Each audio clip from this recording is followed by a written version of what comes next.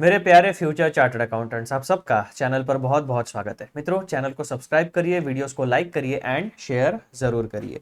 Subscribe करने के बाद सारे बेल नोटिफिकेशंस ऑन करिए ताकि सही समय पर जब भी वीडियो अपलोड हो तब आपको सही समय पर नोटिफिकेशन मिल सके।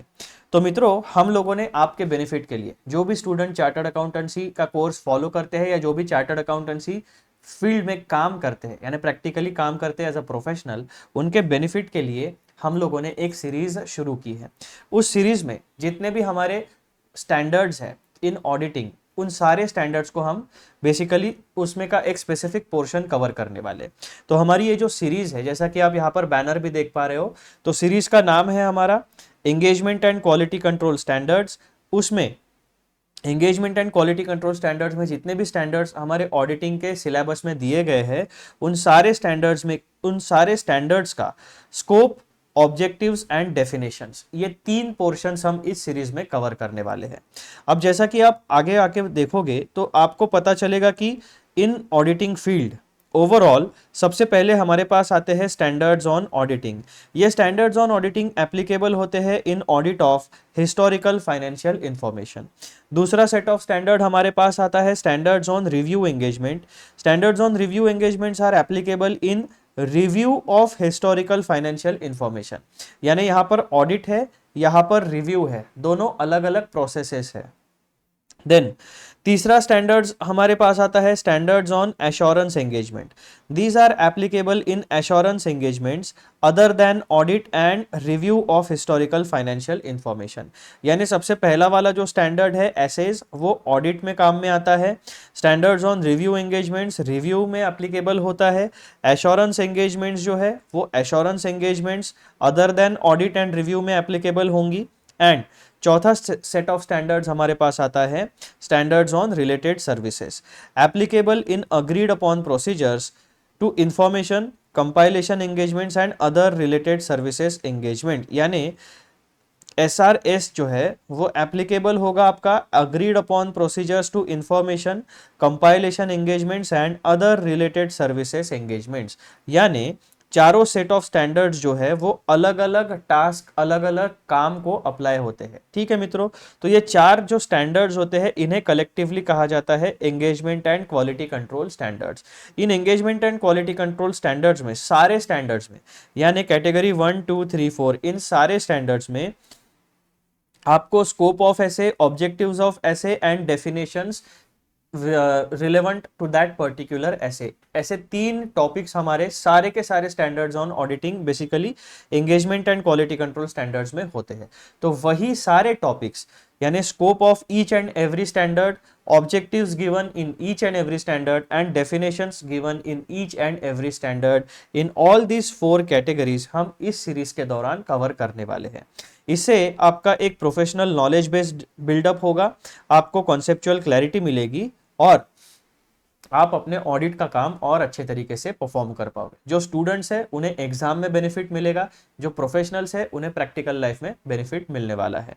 तो इस तरीके से मित्रों हमारे 4 सेट ऑफ स्टैंडर्ड्स आते हैं, प्लस एक और एक स्टैंडर्ड हमारे जो चार्टर्ड अकाउंटेंसी फर्म्स यानी ऐसी फर्म्स जो इन 4 प्रकार के काम में इन्वॉल्व होती है उसे अप्लाई होता है SQC1, जो होता है standard on quality control, applicable at the firm level, the firm who carry out the above mentioned engagement। यानी पूरे के पूरे फर्म को, जो भी फर्म इसमें से कोई भी अगर काम करती है तो उस फर्म को SQC1 अप्लाई होगा और SQC1 के हिसाब से सारे क्वालिटी स्टैंडर्ड्स को आपको कंप्लाई करना पड़ेगा।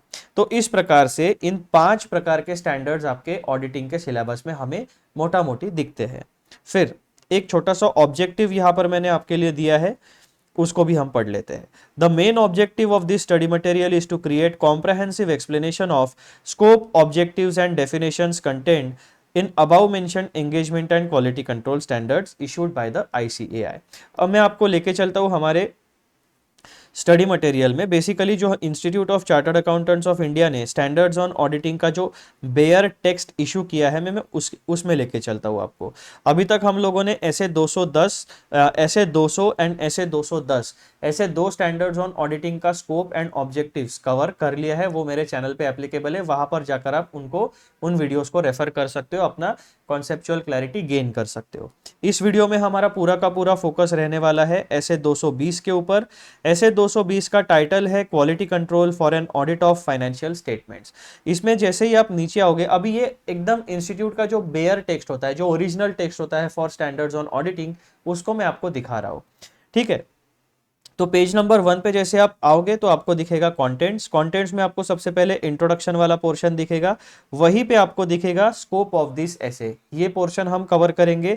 उसके बाद ऑब्जेक्टिव्स ऑफ एसे हम कवर करेंगे एंड डेफिनेशंस वाला पोर्शन हम लोग कवर करने वाले हैं।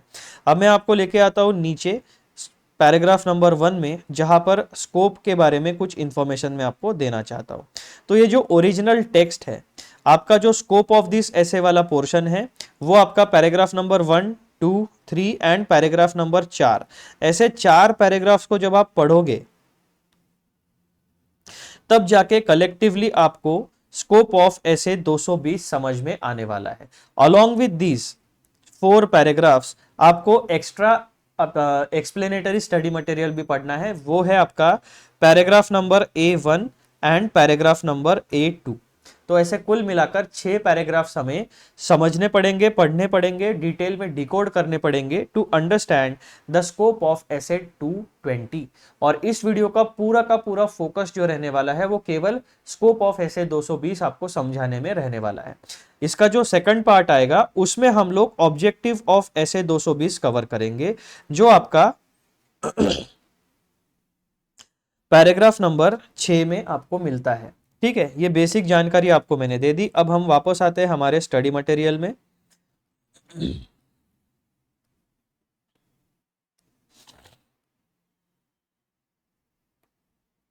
जहां पर ऐसे 220 के बारे में हम लोग बात करने वाले। एक छोटी सी बेसिक इंफॉर्मेशन मैं आपको और दे देना चाहता हूं। ये पूरा का पूरा सीरीज जो है, जिसमें हम 3 टॉपिक्स को डिस्कस करेंगे, इन 3 टॉपिक्स का डिटेल डिस्कशन हम 2 सेगमेंट्स में करने वाले। पहला जो सेगमेंट, पहला फेज जो है हमारा, सारे स्टैंडर्ड्स का हम स्कोप एंड ऑब्जेक्टिव्स कवर करेंगे एंड देन उसके बाद हम कलेक्टिवली सारे स्टैंडर्ड्स में जितनी भी डेफिनेशंस दी है, उन सारी डेफिनेशंस को कवर करेंगे। और जब मैंने बैठ के हिसाब लगाया कि इन चारों कैटेगरीज में जितने भी स्टैंडर्ड्स है, उन स्टैंडर्ड्स में कितनी डेफिनेशंस है, तो कुल मिलाकर आपको मोटा मोटी 200 डेफिनेशंस इन पूरे के पूरे स्टैंडर्ड्स में दी गई है। तो वो सारी 200 डेफिनेशंस हम इसमें डिस्कस करने वाले, लेकिन सेकंड फेज में। पहला फेज हमारा पूरा फोकस रहेगा स्कोप एंड ऑब्जेक्टिव्स के ऊपर। अब मैं आपको लेके चलता हूं हमारे डिटेल्ड स्टडी मटेरियल में।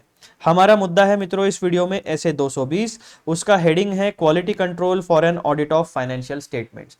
यानी जब भी कोई फर्म ऑडिट करेगी फाइनेंशियल स्टेटमेंट्स का, उसमें कुछ सर्टन क्वालिटी कंट्रोल कंप्लायंसेस एक फर्म को करने पड़ेंगे। उसी से रिलेटेड सारी इंफॉर्मेशन आपको ऐसे 220 में दी गई है। This is mandatory. जितने भी चार्टर्ड अकाउंटेंसी फर्म्स है जो फाइनेंशियल स्टेटमेंट का ऑडिट करेगी, उसे ऐसे 220 के साथ कंप्लाई करना मैंडेटरी है। ये बेसिक चीज मैंने आपको बता दी। अब हम लोग आते हैं हमारे डिटेल्ड स्टडी मटेरियल के ऊपर। स्कोप ऑफ ऐसे 220, इसमें कुल मिलाकर हमें पैराग्राफ नंबर 1 से लेकर 4 तक ऐसे 4 पैराग्राफ, उसी के साथ पैराग्राफ A1 एंड A2, यानी कुल मिलाकर 6 पैराग्राफ का स्टडी करना है। तो सबसे पहला वाला जो पोर्शन है, यहां पर मैंने आपके लिए बेयर टेक्स्ट को रिप्रोड्यूस किया है, यानी इंस्टीट्यूट के जो ओरिजिनल टेक्स्ट है उसी को मैंने यहां पर दिया है। बस फर्क इतना है, this bare text is with a beauty filter. अब ब्यूटी फिल्टर का काम क्या होता है, जैसे कि आप देखोगे प्रॉपर मैंने हेडिंग्स दिए हैं। ठीक है, मेन हेडिंग्स और सब हेडिंग्स, ये सब हेडिंग्स भी मैंने आपको यहाँ पर उस पैराग्राफ में क्या इंफॉर्मेशन डिस्कस की गई है उसके हिसाब से प्रोवाइड किए गए। आप ओरिजिनल टेक्स्ट पढ़ोगे तो ये मेन हेडिंग प्लस ऐसा सब हेडिंग्स आपको इंस्टीट्यूट के स्टैंडर्ड्स में नहीं मिलेंगे। बाकी जो भी टेक्स्ट है वो एज इट इज है, बस मैंने एक्स्ट्रा जो दिया है आपको, ये प्रॉपर हेडिंग्स और प्रॉपर पॉइंट वाइज उसको अरेंज करके दिया है। तो सबसे पहले हम पढ़ने वाले हैं मित्रों पैराग्राफ नंबर 1, जो आपको बताएगा स्कोप ऑफ ऐसे 220। Point number 1, specific responsibilities of auditor regarding quality control procedures, यानी जब भी ऑडिट ऑफ फाइनेंशियल स्टेटमेंट्स होगा तब ऑडिटर साहब की क्या स्पेसिफिक रिस्पॉन्सिबिलिटीज कौन सी होगी with respect to quality control, उसके बारे में जानकारी। This standard on auditing, that is SA 220, deals with specific responsibilities of the auditor regarding quality control procedures for an audit of financial statements. जब भी financial statement का audit होगा तब ऐसे 220 स्पेसिफिकली बताएगा कि ऑडिटर साहब की क्वालिटी कंट्रोल से रिलेटेड क्या क्या जिम्मेदारियां है, क्या क्या रिस्पॉन्सिबिलिटीज है। पॉइंट नंबर 2 आपको बताएगा responsibilities of engagement quality control reviewer. अब यहां पर दूसरे पर्सनल की एंट्री हो रही है। पहला आदमी हमारा ऑडिटर हो गया, दूसरा आदमी हमारा हो गया एंगेजमेंट क्वालिटी कंट्रोल रिव्यूअर। तो ऐसे दो पर्सनल के बारे में यहां पर बात हो रही है। Auditor is different and different individual and engagement quality control reviewer is a different individual.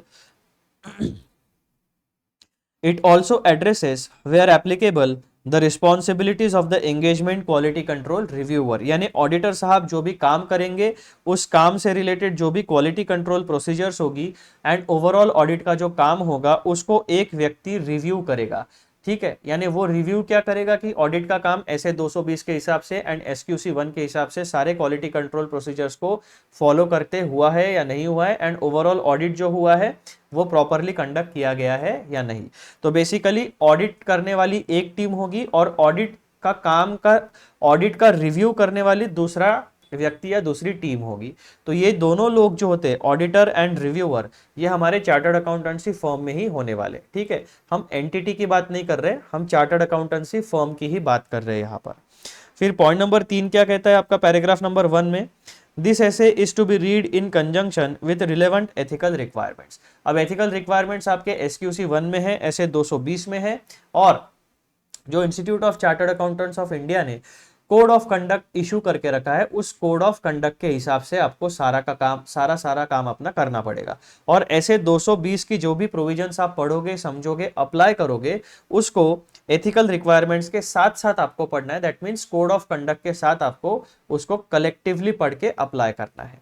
तो ये 3 पॉइंट स्पेसिफिकली पैराग्राफ नंबर 1 में डिस्कस होते हैं। पहला पॉइंट क्या होता है, specific responsibilities of auditor regarding quality control procedures. दूसरा बात ये बताता है responsibilities of the engagement quality control reviewer and SA 220 is to be read in conjunction with relevant ethical requirements. So this is your paragraph number 1। Paragraph number 2 में हमें क्या पढ़ाया है, क्या बताया गया information, system of quality control and role of engagement team. यानी जो हमारी चार्टर्ड अकाउंटेंसी फर्म है उसमें क्वालिटी कंट्रोल की एक सिस्टम होगी और उसी के साथ साथ जो एंगेजमेंट टीम होती है, यानी जो ऑडिट का काम करने वाले लोग होते हैं, उन इंडिविजुअल से बनी हुई जो टीम होती है, उसका क्या रोल होगा इन सिस्टम ऑफ क्वालिटी कंट्रोल या फिर क्वालिटी कंट्रोल मेजर्स को इंप्लीमेंट करने में। तो ये कलेक्टिवली हमें paragraph number 2, 3, 4, paragraph number A1 and paragraph number A2, इसको जब हम कलेक्टिवली पढ़ेंगे तब हमें पता चलेगा system of quality control and role of engagement teams, इसका मतलब क्या होता है। और जब हम सारे के सारे पैराग्राफ्स एक साथ पढ़ेंगे, दिमाग में एक साथ कॉन्सेप्चुअल क्लैरिटी आएगी, तब हमें ऐसे 220 का स्कोप कलेक्टिवली समझ में आएगा। तो पैराग्राफ नंबर 2 क्या कहता है, उसका हेडिंग है आपका audit firms responsibility for establishing and maintaining quality control systems. Paragraph 2 आपको क्लियरली बताता है कि क्वालिटी कंट्रोल सिस्टम जो है with respect to audit of financial statements, उसको एस्टैब्लिश करने की एंड उसको मेंटेन करने की जिम्मेदारी ऑडिट फर्म की होती है।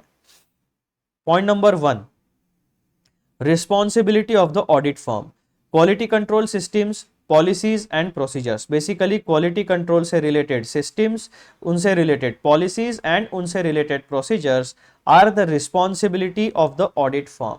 यानी जो भी आप सिस्टम बनाओगे क्वालिटी कंट्रोल से रिलेटेड, उस क्वालिटी कंट्रोल में सिस्टम, पॉलिसीज एंड प्रोसीजर्स को एस्टैब्लिश करने की एंड मेंटेन करने की जिम्मेदारी ऑडिट फर्म की होगी। Point number 2, obligation under SQC 1। Under SQC 1 the firm has an obligation to establish and maintain a system of quality control to provide it with reasonable assurance that, point number 1, the firm and its personnel comply with professional standards and regulatory and legal requirements, and point number B, the reports issued by the firm or engagement partners are appropriate in the circumstances. तो SQC 1 के साथ हमें ऐसे 220 को read करना है। SQC 1 एक obligation डालता है ऑडिट फर्म के ऊपर। वो ऑब्लिगेशन क्या होता है? The firm has an obligation to establish and maintain system of quality control to provide reasonable assurance. अब यहाँ पर हमने जो देखा था ना कि जो ऑडिट फर्म होती है उसकी जिम्मेदारी होती है to establish and maintain quality control system. तो ये मैंडेटरीली आपको ऑब्लिगेट करता है SQC 1। SQC 1 क्या कहता है कि जब भी आप क्वालिटी कंट्रोल सिस्टम्स को एस्टैब्लिश करोगे तो वो quality control system audit firm के लिए रीजनेबल एश्योरेंस जनरेट करनी चाहिए। रीजनेबल एश्योरेंस आपका दो मुद्दों के बारे में जनरेट होना चाहिए वाया क्वालिटी कंट्रोल सिस्टम्स। पहला मुद्दा होता है आपका the firm and it's personal comply with professional standards and regulatory and legal requirements. यानी जब भी कोई quality control system under SA 220 and as per SQC 1 आप एस्टैब्लिश करोगे अपने ऑडिट फर्म में, तो वो सिस्टम्स ये इंश्योर करनी चाहिए कि आपकी जो फर्म है एंड उसमें काम करने वाले जो इंडिविजुअल लोग हैं वो कंप्लाई करते हैं with professional standards and regulatory and legal requirements, जो भी एप्लीकेबल होती है एक ऑडिट के दौरान या जो भी एप्लीकेबल होती है एक चार्टर्ड अकाउंटेंसी फर्म में। तो पहला रीजनेबल एश्योरेंस आपको मिलना चाहिए regarding compliance with professional standards and regulatory and legal requirements. दूसरा रीजनेबल एश्योरेंस आपको क्या मिलना चाहिए from quality control systems? The reports issued by the firm और engagement partners are appropriate in the circumstances. यानी जो भी ऑडिट रिपोर्ट या जो भी एश्योरेंस रिपोर्ट या जो भी रिव्यू रिपोर्ट या अदर सर्विसेज से रिलेटेड जो भी रिपोर्टिंग आप जनरेट करोगे, अब यहाँ पर हम स्पेसिफिकली ऐसे 220 की बात कर रहे हैं तो मैं अपना एक्सप्लेनेशन ऐसे 220 यानी स्टैंडर्ड्स ऑन ऑडिटिंग यानी ऑडिट ऑफ फाइनेंशियल स्टेटमेंट्स तक सीमित रखता हूं।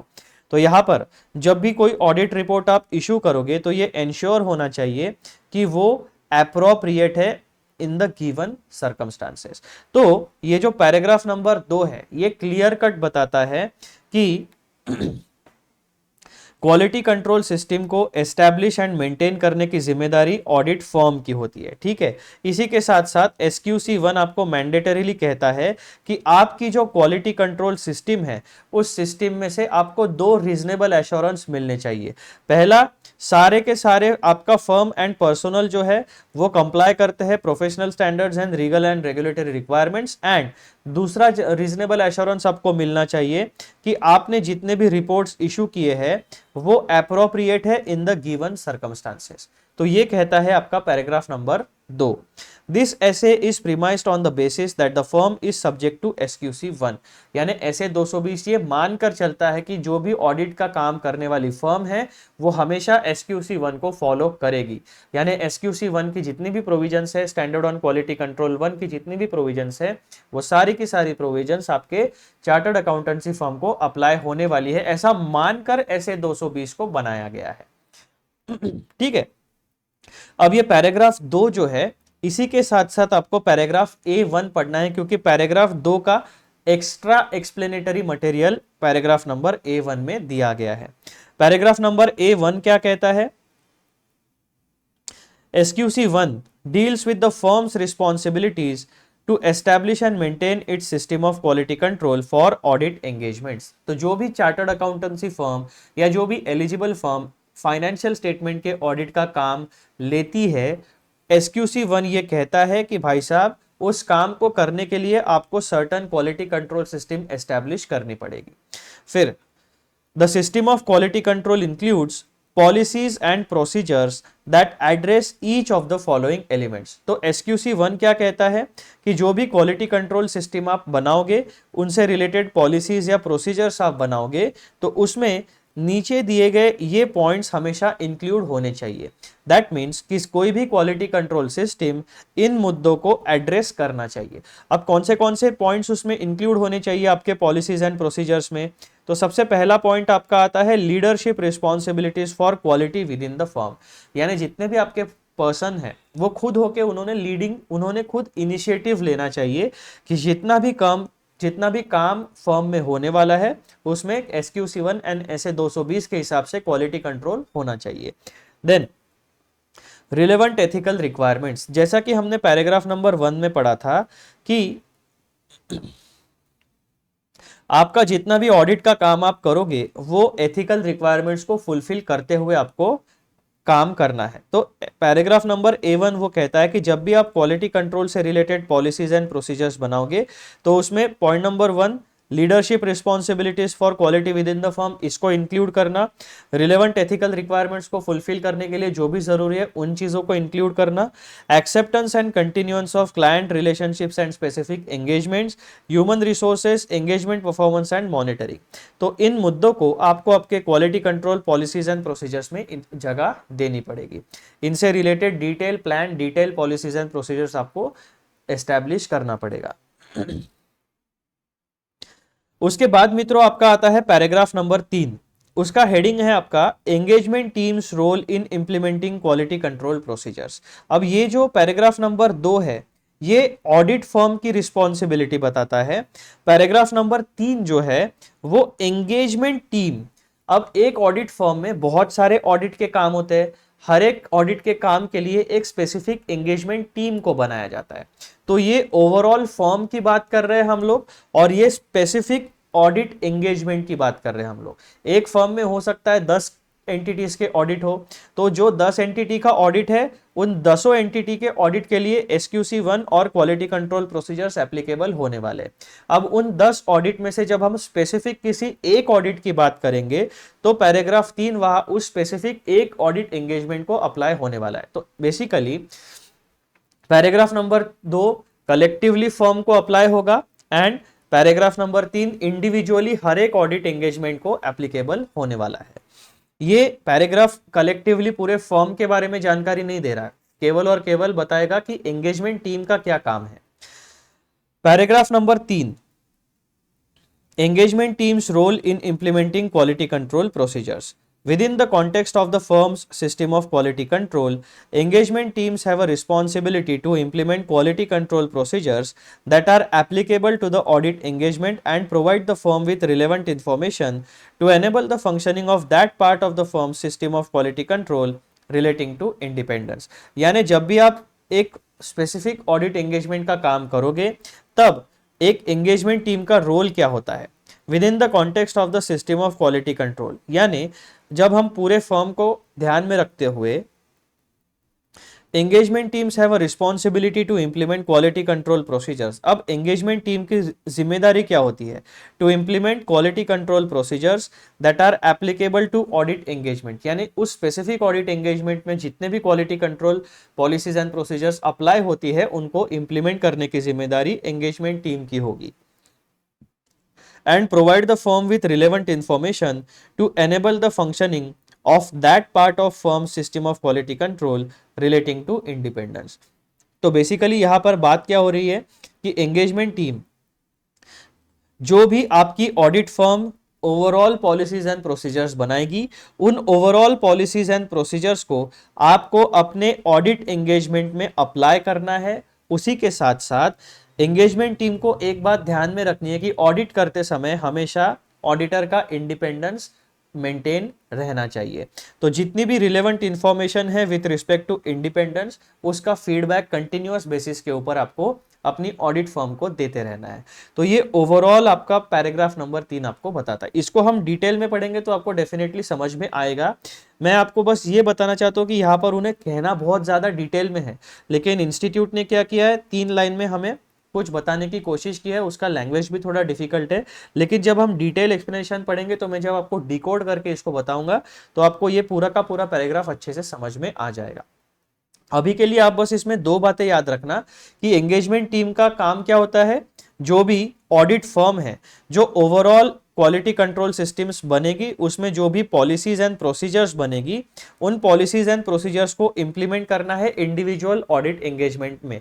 उसी के साथ साथ जब एक ऑडिटर या ऑडिटर की टीम काम करने जाती है तो उन्हें अपना स्टेट ऑफ इंडिपेंडेंस मेंटेन करना है। अगर इंडिपेंडेंस में कुछ गड़बड़ी है, स्टेट ऑफ इंडिपेंडेंस में अगर कुछ थ्रेट है, तो उससे रिलेवेंट इंफॉर्मेशन हमेशा फीडबैक माध्यमों की मदद से आपको अपने ऑडिट फर्म तक पहुंचानी है। यह आपका एक ओवरऑल यहां पर सिनेरियो दिखता है। ठीक है, then paragraph number 4, reliance on the firm's quality control system by engagement team. अब तक हमें यह पता चल गया कि हमारे पास दो सिनेरियो है, एक ओवरऑल ऑडिट फर्म जिसमें सारे ऑडिट्स आ जाते हैं, और एक इंडिविजुअल ऑडिट यानी एंगेजमेंट टीम। अब पैराग्राफ नंबर 4 क्या कहता है, जो आपका पैराग्राफ नंबर 3 में एंगेजमेंट टीम का रोल बताया गया है, और पैराग्राफ नंबर 2 में जो ऑडिट फर्म की जिम्मेदारी बताई गई है, उसका एक निचोड़, उसका एक प्रैक्टिकल एप्लीकेशन क्या होने वाला है वो बताता है। पैराग्राफ नंबर 4 जो है वो कहता है reliance on the firm's quality control system by engagement teams, यानी जो भी एंगेजमेंट टीम है जो इंडिविजुअल ऑडिट करने जा रही है, वो अपने ऑडिट फर्म यानी जो फर्म ने overall quality control procedures and policies बना के रखी है, उन पर रिलाय कर सकती है या नहीं कर सकती है। ठीक है, तो पैराग्राफ नंबर 4 में क्या इंफॉर्मेशन मिलती है हमें, engagement teams are entitled to rely on the firm's system of quality control unless information provided by the firm और अदर पार्टीज सजेस्ट अदरवाइज। यानी ये जो एंगेजमेंट टीम्स है, इन्हें हर बार अपने नए पॉलिसीज एंड प्रोसीजर्स बनाने की जरूरत नहीं है। जैसा कि हमें पैराग्राफ नंबर 2 में बताया गया कि SQC 1 और SA 220 ये दोनों मिला के ऑडिट फर्म की जिम्मेदारी बनती है कि ओवरऑल फर्म के लिए आपको पॉलिसीज एंड प्रोसीजर्स बनानी है ताकि आपका क्वालिटी कंट्रोल सिस्टम एस्टैब्लिश हो सके। ठीक है, अब जब ऑडिट फर्म की जिम्मेदारी होती है कि उन्हें क्वालिटी कंट्रोल सिस्टम को एस्टैब्लिश एंड मेंटेन करना है, तो वहां पर एंगेजमेंट टीम के पास ये एक एंटाइटलमेंट होता है। एंगेजमेंट टीम उन क्वालिटी कंट्रोल सिस्टम के ऊपर अपना रिलायंस पुट अप कर सकती है। हर बार एंगेजमेंट टीम को अलग से अपना quality control system policies procedures बनाने की जरूरत नहीं है। ऑडिट फर्म ने जो बना के रखा है ऑलरेडी, उसी फ्रेमवर्क को आप अपने सिनेरियो के हिसाब से अप्लाई करिए। पैराग्राफ 4 कहता है reliance on the firm's quality control system by engagement teams. Engagement teams are entitled to rely on the firm's system of quality control unless information provided by the firm और other parties suggest otherwise. तो आप as engagement team अपने audit firm के quality control system पर अपना rely कर सकते हो, लेकिन रिलायंस तभी तक जस्टिफाइड है जब आपके पास कोई अदरवाइज इंफॉर्मेशन यानी निगेटिव इंफॉर्मेशन आपके पास नहीं है, तब तक आप उस पर जस्टिफाई कर सकते हो। लेकिन जहां पर आपको दिख गया कि फर्म की क्वालिटी कंट्रोल सिस्टम फेल हो रही है, उस पर्टिकुलर सेगमेंट में एंगेजमेंट टीम अपने ऑडिट फर्म के क्वालिटी कंट्रोल सिस्टम पर रिलाय नहीं कर सकती। यह मतलब है पैराग्राफ नंबर 4 का। अब यहां पर आप देखो पैराग्राफ नंबर 4 के साथ ही आपको पैराग्राफ नंबर A2 भी पढ़ना है। दैट मींस पैराग्राफ नंबर 4 का एक्सटेंशन दिया गया है पैराग्राफ नंबर A2 में। अब वो पैराग्राफ नंबर A2 हम पढ़ते हैं। Reliance on the firm's system of quality control. Unless information provided by the firm or other parties suggest otherwise, the engagement team may rely on the firm's system of quality control in relation to, for example, यानी इन मुद्दों के ऊपर आप quality control system के, audit firm के quality control system पे rely कर सकते हो, विश्वास कर सकते हो, भरोसा कर सकते हो as an audit engagement team. तो पहला मुद्दा है आपका competence of personnel through their recruitment and formal training, यानी जो भी मेंबर आपके ऑडिट टीम में इंक्लूड किया जाएगा, एंगेजमेंट टीम ये भरोसा कर सकती है, ये अज्यूम कर सकती है कि वो पर्सन फॉर्मल ट्रेनिंग लेके आया, प्रॉपर रिक्रूटमेंट चैनल से आया है एंड उसके पास प्रॉपर कॉम्पिटेंस है। हर बार उसका इंटरव्यू लेके उसका कॉम्पिटेंस चेक करने की जरूरत नहीं है। Then independence through accumulation and communication of relevant independence information. अब हर बार एंगेजमेंट टीम को दिमाग लगाने की जरूरत नहीं कि इंडिपेंडेंस है या नहीं है। आप जो क्वालिटी कंट्रोल चेक से जो भी इंडिपेंडेंस के बारे में इंफॉर्मेशन जनरेट होती है, आप उस पर रिलाय कर सकते हो। Then maintenance of client relationships through acceptance and continuous systems and adherence to regulatory and legal requirements through the monitoring process. तो ये कुछ मुद्दे हैं जिनके लिए audit firm quality control system establish करती है। एज एन एंगेजमेंट टीम आप इन मुद्दों पर रिलाय कर सकते हो जब तक आपके फर्म की सिस्टम अच्छे तरीके से परफॉर्म कर रही है। जहां पर भी आपको कोई वीकनेस दिखे, कोई फेलियर दिखे, तो वहां पर आपका ये जो एंटाइटलमेंट है to rely on firm's internal quality control systems वो वैनिश हो जाएगा, वो खत्म हो जाएगा। जब तक सिस्टम अच्छे तरीके से काम करती है आप रिलाई कर सकते हो। अगर आपको कोई फेलियर या वीकनेस का एविडेंस मिलता है तो आपको उस पर फुल्ली रिलाई नहीं करना है, थोड़ा सा ट्यून अप करना पड़ेगा, फीडबैक देना पड़ेगा ऑडिट फर्म को, और जब सिस्टम ठीक हो जाएगी तब वापस आप अपना कंप्लीट रिलायंस उस सिस्टम के ऊपर रख सकते हो। तो मित्रों ये था आपका एक बेसिक ओवरव्यू। जैसा कि आप देख रहे हो कि ये बड़ा पोर्शन है, तो आधा घंटा हमें लग गया to warm up ourselves with the concepts discuss in paragraph number 1 to 4 and A1 and A2। अब हम क्या करते हैं कि जो एक एक पैराग्राफ हमने पढ़ा उसको अभी हम डिटेल में डिकोड करेंगे, कंप्लीट एक्सप्लेनेशन उसका समझने वाले। तो सबसे पहले हम जो है पैराग्राफ नंबर 1 को डिकोड करते हैं, उसका एक्सप्लेनेशन देखते हैं। एक बार फिर से रिवाइज कर लो, पैराग्राफ नंबर 1 में आपको क्या क्या बताया गया था। स्कोप ऑफ एसए 220, उसमें specific responsibilities of auditor regarding quality control procedures, responsibilities of engagement quality control reviewer and relevant ethical requirements, ये 3 मुद्दे डिस्कस किए थे। अब इसी को हम डिटेल में डिकोड करते हैं और उसका एक्सप्लेनेशन समझते हैं। तो जब हमने पैराग्राफ नंबर 1 को अच्छे तरीके से डिकोड किया, जो कि स्कोप ऑफ एसए 220 हमें बताता है, तो वहां पर हमें कुल मिलाकर 4 की पॉइंट्स मिलते हैं। पहला की पॉइंट है आपका स्कोप ऑफ एसए 220, दूसरा की पॉइंट आपका है auditors responsibilities regarding control procedures, तीसरा की पॉइंट आपका आता है engagement quality control reviewers responsibilities, and चौथा की पॉइंट आपका आता है relevance of ethical requirements in SA 220। अब इन चारों मुद्दों को हम एकदम शांति से डिटेल में पढ़ते हैं और समझते हैं। सबसे पहला की पॉइंट हमारा जो है वो है स्कोप ऑफ एसए 220। उसका कॉन्टेक्स्ट क्या है? SA 220 is a crucial standard on auditing that outlines the responsibilities of auditors in terms of ensuring quality control during the audit of financial statements। तो सबसे पहले हमें ये बात पता चल गई कि एसए 220 एक क्रूशल स्टैंडर्ड ऑन ऑडिटिंग है। अब ये क्रूशल या इंपॉर्टेंस इसका किस सेगमेंट में आता है? तो ये आउटलाइन करता है responsibilities of auditor in terms of ensuring quality control during audit of financial statements। तो ऐसे 220 क्रूशल स्टैंडर्ड है जब भी आप ऑडिट ऑफ फाइनेंशियल स्टेटमेंट करोगे, और वहां पे जहां पे जब भी ऑडिट का काम शुरू होगा वहां जहां पर भी क्वालिटी कंट्रोल का मुद्दा आएगा तो SA 220 is a crucial standard. Point number 2 क्या कहता है? It ensures that quality standards are maintained throughout the audit process. यानी ऑडिट के स्टार्ट से लेकर एंड तक आपका ऐसे 220 हमेशा क्रूशल बना रहेगा, क्योंकि आपको स्टार्टिंग पॉइंट से लेकर एंड पॉइंट तक हर एक प्रोसीजर के हर एक स्टेप में क्वालिटी मेंटेन करनी है। ठीक है मित्रों, तो ये हो गया आपका ऐसे 220 के स्कोप का कॉन्टेक्स्ट। अब एक थोड़ा सा एक्सप्लेनेशन इसका समझ लो। The scope of SA 220 focuses on setting quality benchmarks for auditing financial statements. तो फोकस कहां पर है ऐसे 220 का? To set up quality benchmark for audit of financial statements. The standard specifies that the auditors must adhere to the quality control procedures to ensure the audit is reliable and meet regulatory standards. अब ये हमेशा focus जो है वो quality benchmarks पर क्यों होना चाहिए? ताकि हमारा जो ऑडिट है वो रिलायबल, उसमें जो ऑडिट ओपिनियन जनरेट होगा वो रिलायबल होना चाहिए और सारे के सारे रेगुलेटरी स्टैंडर्ड्स को हमें कंप्लाई करना है। Then this involves not only performing the audit in a structured manner but also ensuring that every step complies with professional and ethical requirements. तो ऐसे 220 फोकस करता है क्वालिटी बेंचमार्क को setup करने के लिए जब भी फाइनेंशियल स्टेटमेंट्स का ऑडिट होगा तब। उसी के साथ साथ ये इंश्योर करता है कि ऑडिट रिलायबल हो, सारे रेगुलेटरी स्टैंडर्ड्स को फॉलो करके हो, और जब भी ऑडिट को परफॉर्म किया जाए वो एक स्ट्रक्चर्ड मैनर में ऑडिट का प्रोसेस परफॉर्म होना चाहिए और सारे प्रोफेशनल एंड एथिकल रिक्वायरमेंट्स को हमारा ऑडिट प्रोसीजर फुलफिल करना चाहिए। Point number 2, it also clarifies the role of individuals involve in the audit, particularly the engagement quality control reviewer. अब ऑडिट की प्रोसेस में अभी तक हमें क्या लगता था कि केवल ऑडिटर इन्वॉल्व है, लेकिन नहीं।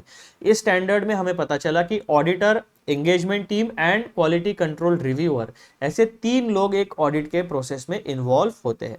जो क्वालिटी कंट्रोल रिव्यूअर होता है वो ऑडिटर और एंगेजमेंट टीम, ये लोग जो काम करते हैं उनके ऊपर वो मॉनिटरिंग रखता है ताकि ऐसे 220 और एसक्यूसी 1 में जितना भी क्वालिटी कंट्रोल बताया गया है वो सारा का सारा quality control plus relevant ethical requirements fulfil हो रहे हैं या नहीं हो रहे, इसको चेक करने के लिए क्वालिटी कंट्रोल रिव्यूअर को अलग से बिठाया जाता है। It also clarifies the role of other individuals involved in audit, particularly the engagement quality control reviewer, who plays a vital role in monitoring and reviewing the quality of the audit process. Then, furthermore, this standard is closely linked with ethical requirements, meaning auditors must perform their duties with integrity, objectivity, and professional behavior, ensuring the credibility of financial reports. तो quality check में auditor को किस तरीके से audit perform करना है, with integrity, with objectivity and professional behaviour अपना हमेशा रखना पड़ेगा to ensure credibility of financial report, ताकि जो भी आप अंत में फाइनेंशियल रिपोर्ट या जो भी ऑडिट रिपोर्ट जनरेट करोगे उसकी एक सर्टन क्रेडिबिलिटी बनी रहे। तो ये हो गया आपका मित्रों पॉइंट नंबर 1 का कॉन्टेक्स्ट एंड उसका एक्सप्लेनेशन, जहां पर हमें स्कोप ऑफ ऐसे 220 बताया गया है। अब हम लोग आगे बढ़ते हैं और हमारा जो दूसरा की पॉइंट है पैराग्राफ नंबर 1 में उसको देखते हैं। Auditors responsibilities regarding quality control procedures. इसका कॉन्टेक्स्ट क्या है? The auditor holds the primary responsibility for implementing quality control procedures during the audit engagement to ensure the audit is both effective and compliant with applicable standards। यहां पर clearly आपको बताया गया है कि जो प्राइमरी रिस्पॉन्सिबिलिटी होती है for implementing quality control procedures वो हमेशा ऑडिटर साहब की होगी। अब ये क्वालिटी कंट्रोल प्रोसीजर्स को इंप्लीमेंट क्यों करना है? ताकि जो आपका ऑडिट है वो इफेक्टिव रहे और वो कंप्लायंट रहे विद एप्लीकेबल स्टैंडर्ड्स। तो ये इंश्योर करने के लिए ऐसे 220 एंड एसक्यूसी 1 ऑडिटर साहब के ऊपर प्राइमरी रिस्पॉन्सिबिलिटी डालते हैं कि आपको ऑडिट से related quality control checks procedures policies establish करनी पड़ेगी, मेंटेन करनी पड़ेगी एंड इंप्लीमेंट करनी पड़ेगी। फिर पॉइंट नंबर बी में हम उसका एक्सप्लेनेशन देखते हैं, जो ये ऑडिटर की रिस्पॉन्सिबिलिटी है उसका छोटा सा explanation. Under SA 220 the auditor is responsible for establishing a system of quality control for each audit engagement। यानी एक ऑडिटर जो है वो अगर 4 ऑडिट एंगेजमेंट में इन्वॉल्व है तो उन चारों ऑडिट एंगेजमेंट के लिए quality control systems and procedures को इंप्लीमेंट करने की प्राइमरी जिम्मेदारी हमेशा उस पर्टिकुलर यानी सीनियर ऑडिटर पर होने वाली है। Under SA 220 The auditor is responsible for establishing a system of quality control for each audit। जितने भी ऑडिट एंगेजमेंट में वो इन्वॉल्व है उस सारे ऑडिट एंगेजमेंट में क्वालिटी कंट्रोल प्रोसीजर्स को, क्वालिटी कंट्रोल सिस्टम को एस्टैब्लिश करने की जिम्मेदारी ऑडिटर साहब पे आने वाली है एज पर SA 220। This system should ensure compliance with professional standards and regulatory requirements. It encompasses procedures such as planning, executing and supervising the audit, ensuring that all stages of audit are conducted in a manner that meets quality standards। यानी पूरा का पूरा audit का काम एकदम सुचारू तरीके से स्ट्रक्चर्ड मैनर में एंड अच्छे से प्लान करके कंप्लीट होना चाहिए। एंड अलोंग विद दैट जितने भी आपके एथिकल रिक्वायरमेंट्स है, क्वालिटी स्टैंडर्ड्स है, स्टैंडर्ड्स ऑन ऑडिटिंग है, उन सारी चीज़ों को आपको कंप्लाई करते हुए चलना है। इन सारी चीज़ों का कंप्लायंस हो इसीलिए सिस्टम ऑफ क्वालिटी कंट्रोल होती है और इस सिस्टम ऑफ क्वालिटी कंट्रोल को एस्टैब्लिश करने की जिम्मेदारी ऑडिटर साहब के ऊपर दी जाती है। फिर की रिस्पॉन्सिबिलिटीज क्या होगी इसमें? जैसा कि यहाँ पर रिस्पॉन्सिबिलिटी की बात हो रही है ना, तो की रिस्पॉन्सिबिलिटीज क्या होगी while establishing quality control procedures? तो सबसे पहले point number 1 risk assessment. The auditor must evaluate risk related to material misstatement in the financial statement. आपको इस तरीके से सिस्टम बनानी है, इस तरीके से ऑडिट करना है। सबसे पहला काम आप रिस्क असेसमेंट करोगे to evaluate risk related to material misstatement. यानी फाइनेंशियल स्टेटमेंट में मेजरली 4 सेगमेंट्स होते हैं, इनकम, एक्सपेंस, असेट, लायबिलिटी। इन चारों कैटेगरीज में मटेरियल मिसस्टेटमेंट होने के चांसेस कहां पर है, रिस्की एरिया कहां पर है, कॉम्प्लेक्स ट्रांजैक्शंस कहां पर है, उन एरियाज को आइडेंटिफाई करो, वहां पर चेकिंग करो कि सिग्निफिकेंट रिस्क है या नहीं है। अगर सिग्निफिकेंट रिस्क है तो सिग्निफिकेंट रिस्क की वजह से मटेरियल मिसस्टेटमेंट हो सकता है। इसीलिए जो रिस्क असेसमेंट प्रोसीजर्स है उनको अच्छे तरीके से एस्टैब्लिश करने की जिम्मेदारी ऑडिटर साहब की होती है। दूसरा, review and supervision. Continuous oversight of audit process ensures that team members are following proper procedures and that issues are addressed promptly। तो जब भी आपका ऑडिट का काम होगा ना, तो ऑडिटर की जिम्मेदारी होती है रिव्यू एंड सुपरविजन। अब ये जो रिव्यू एंड सुपरविजन है, ये हर एक ऑडिट की प्रोसीजर में, हर एक ऑडिट के एस्पेक्ट में आपको कंटिन्यू बेसिस पे करना पड़ेगा, ताकि आप ये इंश्योर कर सको कि आपके जितने भी टीम मेंबर्स है वो सारी की सारी प्रोसीजर्स को अच्छे से फॉलो कर रहे हैं और जो भी इश्यूज आपके ध्यान में आते हैं वो प्रॉपरली एड्रेस हो रहे हैं। जब ऑडिट की प्रोसेस में हमेशा 3 लोग इन्वॉल्व होते हैं। कौन से? एक एंटिटी, उसकी management and those charge with governance, दूसरा हमारा सीनियर ऑडिटर और सीनियर ऑडिटर की जो टीम होती है वो। तो ऐसे 3 एस्पेक्ट्स हमेशा ऑडिट में इन्वॉल्व होंगे। जब भी आप ऑडिट का काम करोगे, हो सकता है कि आपको सिग्निफिकेंट रिस्क मिले, मटेरियल मिसस्टेटमेंट्स मिले, तो आपकी जो टीम है वो वापस आके सीनियर ऑडिटर को बताएगी। सीनियर ऑडिटर सारे नोट डाउन कर लेगा, उसका ऑडिट वर्किंग पेपर बनाएगा, डिटेल में उसका रिकॉर्डिंग करेगा एंड देन कम्युनिकेशन होगा with those charge with governance and management.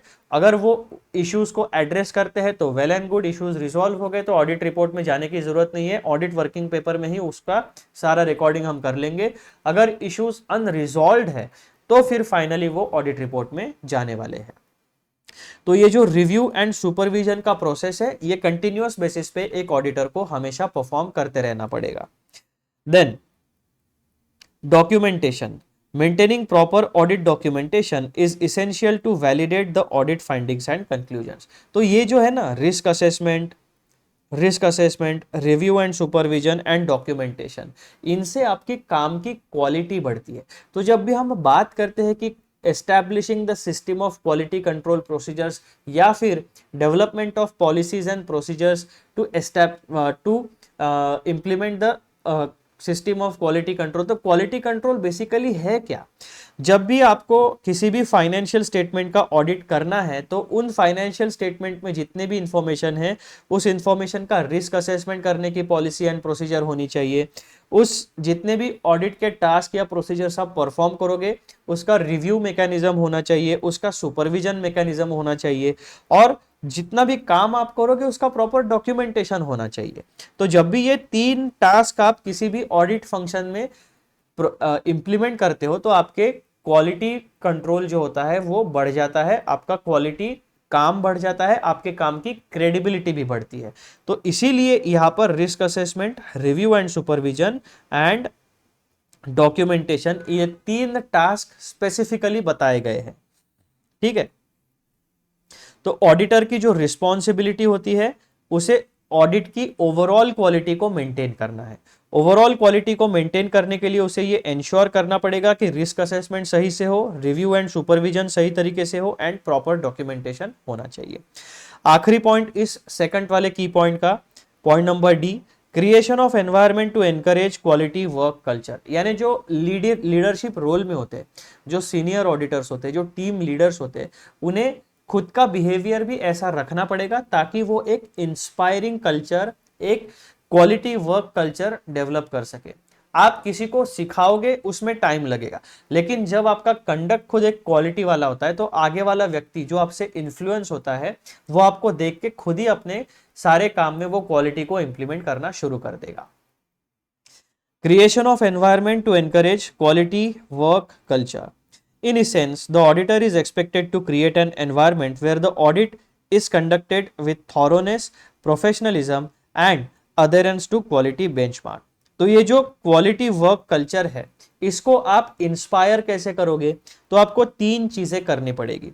जब भी आप ऑडिट को कंडक्ट करोगे तो थॉरोनेस के साथ, यानी डिटेल में ऑडिट करना है, सीरियसली ऑडिट करना है, उसमें आपको प्रोफेशनलिज्म रखना है and adherence to quality benchmarks. ये तीन चीजें जब कोई भी सीनियर ऑडिटर खुद फॉलो करता है तो उसकी टीम भी ऑटोमेटिकली ये चीजें फॉलो करना शुरू कर देती है।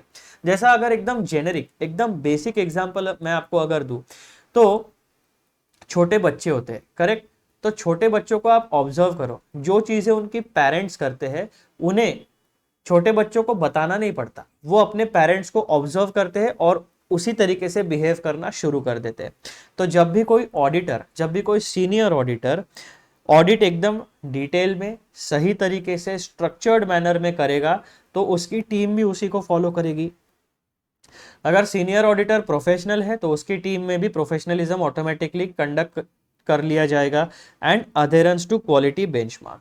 तो अगर ऑडिटर का खुद का एटीट्यूड है कि नॉन कॉम्प्रोमाइजिंग एटीट्यूड है तो उसकी टीम भी धीरे धीरे करके नॉन कॉम्प्रोमाइजिंग एटीट्यूड को अडॉप्ट कर लेगी। तो लीड बाय एग्जांपल, इसका मतलब क्या हुआ? Creation of environment to encourage quality work culture. सिर्फ पॉलिसीज एंड प्रोसीजर्स बनाने से कोई क्वालिटी वर्क कल्चर नहीं बनता है। You have to lead by example, पहले खुद वैसा बिहेव करो, then your team will behave accordingly. ठीक है मित्रों, तो ये था आपका सेकंड नंबर का की पॉइंट। तो key point number 1 and 2 are completed. अब हम तीसरा की पॉइंट देखते हैं पैराग्राफ नंबर 1 का, जो हमें बताता है engagement quality control reviewers responsibility. ऐसे 220 में हमें पहले पैराग्राफ में ही पता चल गया कि भाई साहब ये जो ऑडिट में क्वालिटी कंट्रोल वाला काम होता है इसमें दो लोगों का इन्वॉल्वमेंट होता है। पहला हमारा ऑडिटर होता है और दूसरा होता है क्वालिटी कंट्रोल रिव्यूअर। ठीक है, तो उसी के बारे में अब हम लोग हमारा तीसरा की पॉइंट जो है उसको डिटेल में पढ़ते हैं। Engagement quality control reviewers responsibility, जैसे ऑडिटर साहब की रिस्पॉन्सिबिलिटी हमने देख ली, उसी तरीके से एंगेजमेंट क्वालिटी कंट्रोल रिव्यूअर की क्या क्या जिम्मेदारियां होती है अब उसको हम डिटेल में पढ़ते हैं।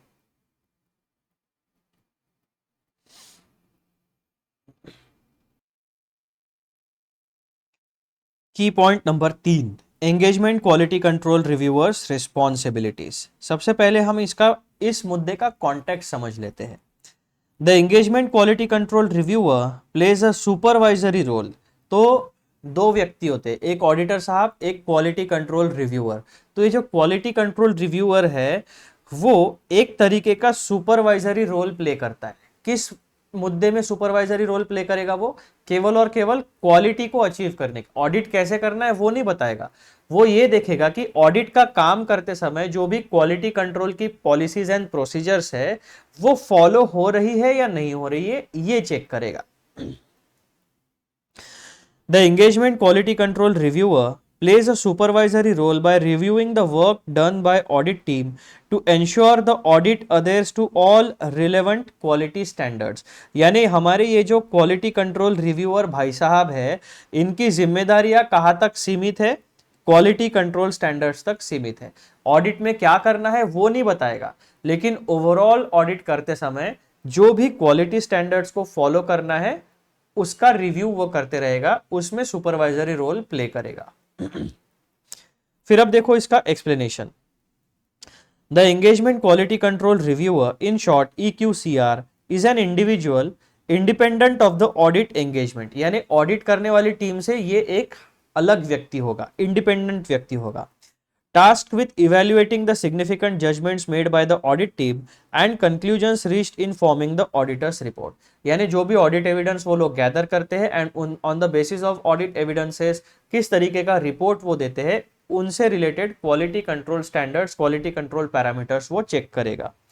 Their primary responsibility is to ensure that the audit has been performed in line with professional standards and that the audit opinion is appropriate given the evidence obtained. तो बेसिकली क्वालिटी कंट्रोल रिव्यूअर भाई साहब क्या करेंगे, वो कैसे व्यक्ति होते हैं? वो एक इंडिपेंडेंट व्यक्ति होते हैं जिनका ऑडिट एंगेजमेंट से कोई रिलेशन नहीं होता है। उनका केवल एक ही काम होता है कि भाई साहब उनकी प्राइमरी रिस्पॉन्सिबिलिटी एक ही होती है कि जो भी ऑडिट का काम परफॉर्म किया जा रहा है वो प्रोफेशनल स्टैंडर्ड्स के हिसाब से किया जा रहा है, और दूसरी बात जो भी ऑडिट ओपिनियन यानी जो ऑडिट रिपोर्ट इशू की जा रही है वो in the given circumstances appropriate है या नहीं है, ये वो चेक करेगा, रिव्यू करेगा, सुपरवाइज करेगा। ठीक है मित्रों, अब यहां पर देखो क्वालिटी कंट्रोल रिव्यूअर की क्या क्या रिस्पॉन्सिबिलिटीज होती है, तो वो रिस्पॉन्सिबिलिटीज यानी की ड्यूटीज आपको पॉइंट नंबर सी में पता चलती है। सबसे पहला काम क्या करेगा वो, independent review. The engagement quality control reviewer must perform a thorough independent assessment of key aspects of the audit such as high risk areas and complex transactions। तो ऑडिटर अपना EQCR भाई साहब क्या करेगा, एक इंडिपेंडेंट रिव्यू करेगा regarding key aspects of the audit. अब depend audit के की एस्पेक्ट क्या होंगे वो डिपेंड करेगा इंडिविजुअल ऑडिट एंगेजमेंट के सिनेरियो पर। अब कुछ एग्जांपल उसमें क्या हो सकते हैं, हाई रिस्क एरिया या कॉम्प्लेक्स ट्रांजैक्शंस, तो इनसे रिलेटेड इंडिपेंडेंट रिव्यू हमारा EQCR भाई साहब कर सकता है।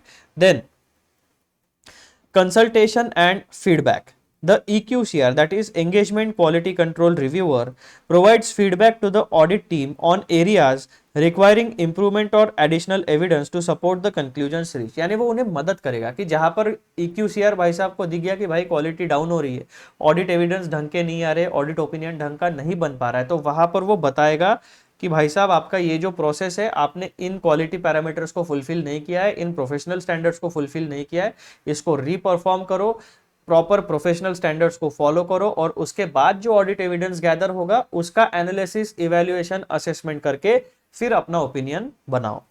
Point number 3, final approval.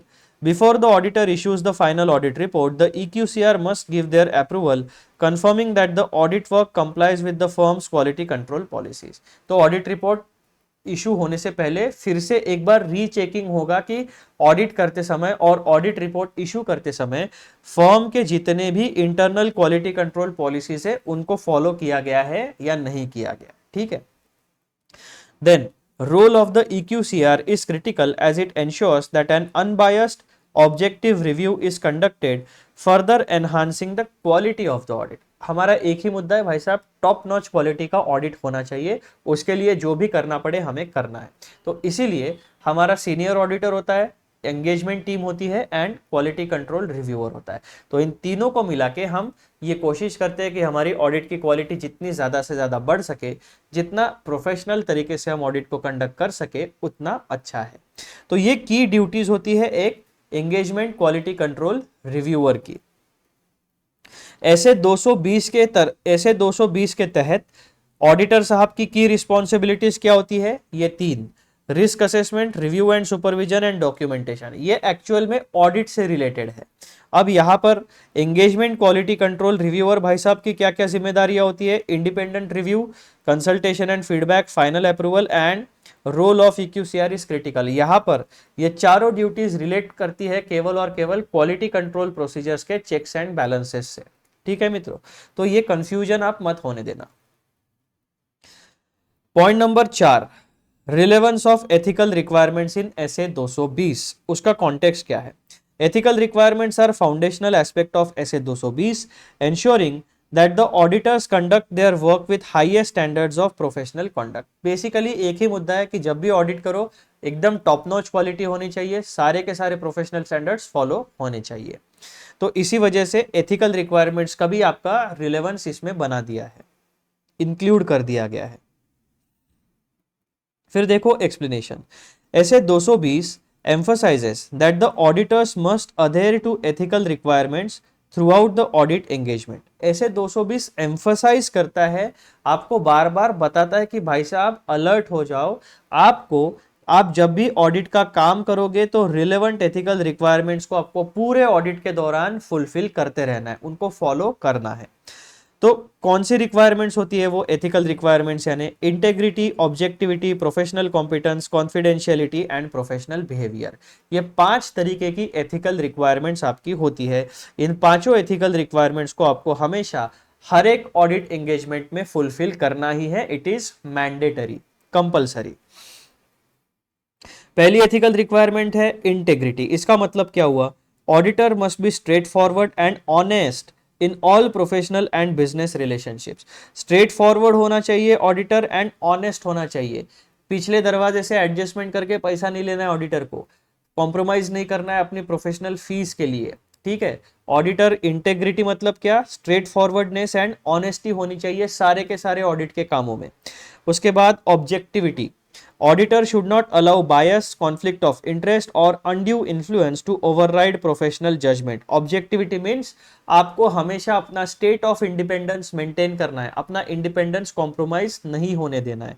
अब ये ऑब्जेक्टिविटी में तीन बातें, बायस नहीं होना चाहिए, कॉन्फ्लिक्ट ऑफ इंटरेस्ट नहीं होना चाहिए, कोई भी व्यक्ति अनड्यू इन्फ्लुएंस करके आपके काम में हस्तक्षेप यानी इंटरफियर नहीं करना चाहिए।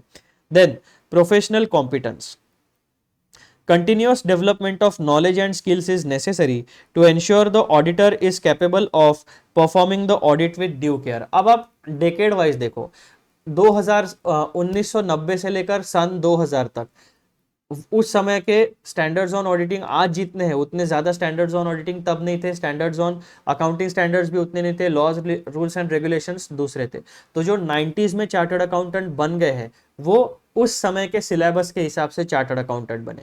फिर 2000 से लेकर 2010 तक यहाँ पर जितना भी आपका सिलेबस था, जितने भी लोग पास हुए इस पर्टिकुलर सिलेबस के बेसिस के ऊपर पास हुए। 2000 से लेकर 2010 तक बहुत सारे चेंजेस हुए।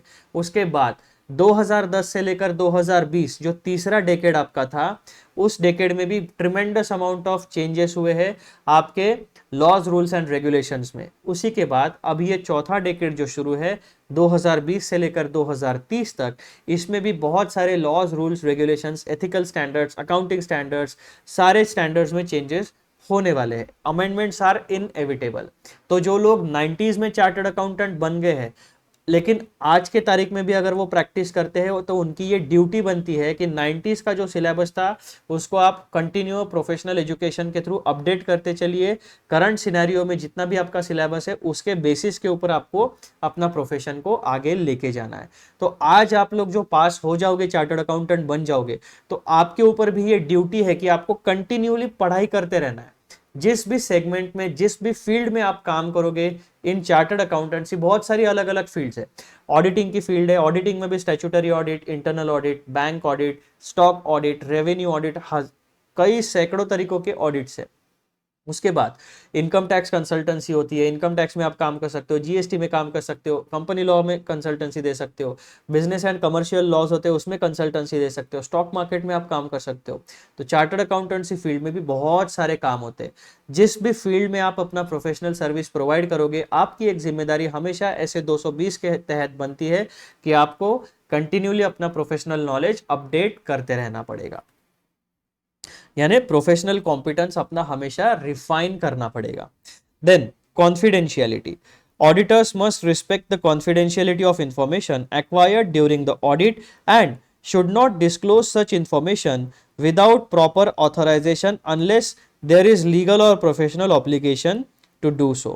confidentiality, आपके प्रोफेशन के दौरान कोई भी इंफॉर्मेशन अगर आपको मिलती है तो आपकी जिम्मेदारी है, आपका ये ऑब्लिगेशन है कि आप वो इंफॉर्मेशन किसी भी बाहरी व्यक्ति के पास डिस्क्लोज नहीं कर सकते।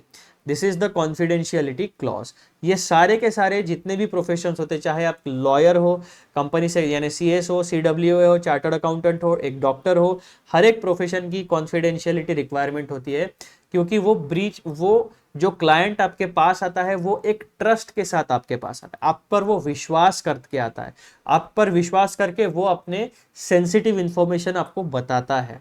तो आपकी ये जिम्मेदारी होती है कि आप कॉन्फिडेंशियलिटी मेंटेन करोगे, ये एक एथिकल रिक्वायरमेंट है। उसके बाद आपका आता है professional behaviour. Auditors must comply with relevant laws and regulations and avoid actions that could discredit the profession. अपना प्रोफेशन का नाम खराब हो ऐसे कोई भी चीज आपको नहीं करनी है। तो मित्रों, ये जो एक्सप्लेनेशन है with respect to ethical requirements that are required to be fulfilled under SA 220, तो उसमें integrity, objectivity, professional competence, confidentiality and professional behaviour, ये 5 एथिकल रिक्वायरमेंट्स हर एक व्यक्ति को, जो भी व्यक्ति चार्टर्ड अकाउंटेंसी फील्ड में काम करता है उसे फॉलो करनी पड़ेगी, फुलफिल करनी पड़ेगी। Point number C, these ethical principles are interwoven into every aspect of the audit process. ensuring that the auditor not only follow technical standards but also act in a manner that upholds the integrity of the audit profession। यानी overall audit profession की integrity आपको maintain करके चलना है। Technical standards जो होते हैं उनको तो फॉलो करना ही है, उसी के साथ साथ एथिकल रिक्वायरमेंट वाले जो भी स्टैंडर्ड्स है उन्हें भी आपको फॉलो एंड फुलफिल करना है।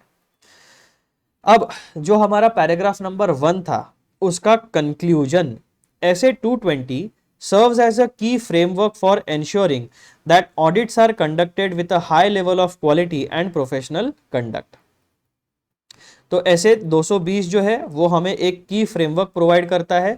वो की फ्रेमवर्क ये इंश्योर करता है जब भी ऑडिट को परफॉर्म किया जाएगा तो audit high level of quality and professional conduct के साथ परफॉर्म किया जाएगा।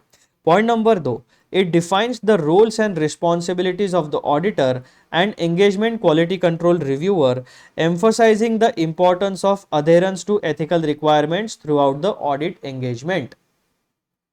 यानी ऐसे 220 हमें क्या क्या बताता है?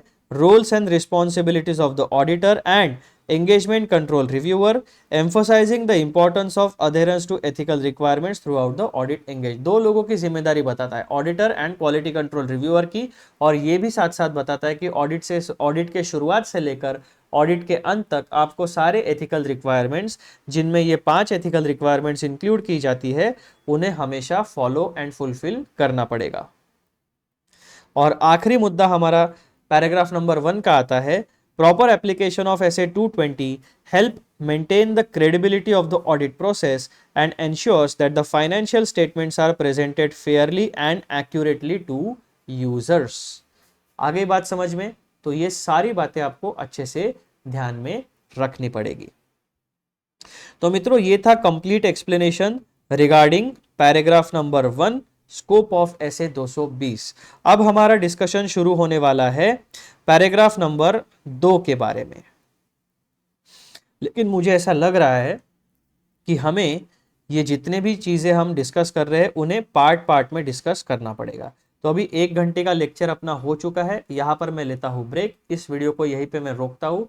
This is your part 1। अब पार्ट 2 में हम डिस्कस करेंगे पैराग्राफ नंबर 2 को, यानी पैराग्राफ नंबर 2 से आगे। ठीक है, तब तक के लिए स्टे ट्यून, चैनल को सब्सक्राइब करिए, वीडियोस को लाइक करिए एंड शेयर जरूर करिए।